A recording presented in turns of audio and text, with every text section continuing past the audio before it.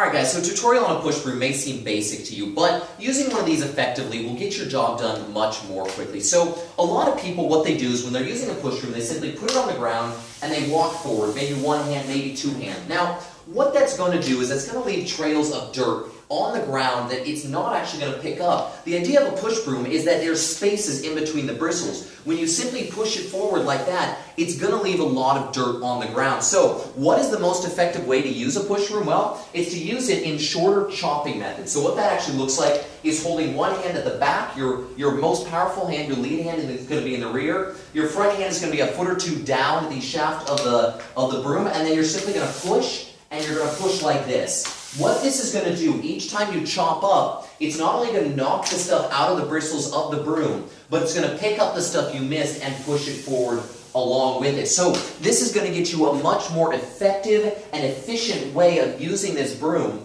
to get your job done much more quickly. So what does this actually look like close up? Well, let's zoom in and see how it looks. So the conventional ineffective way is simply going to be holding it and pushing it forward while walking. This is not effective. The best way to do this is to hold the broom and push it like this. Alright guys, another way to use this broom is to pull it towards you. Now once again, you're not going to be pulling in a steady sweeping motion. You're going to be doing short chops, and this is going to pull the most amount of dirt towards you. It's going to be more effective and more efficient. Alright, well there you go guys. I know this video is pretty basic and pretty straightforward, but hopefully you guys appreciate it. Hope you guys enjoyed it. Do me a huge favor, hit that like button, hit that subscribe button, and I'll see you in the next video. Stay tuned.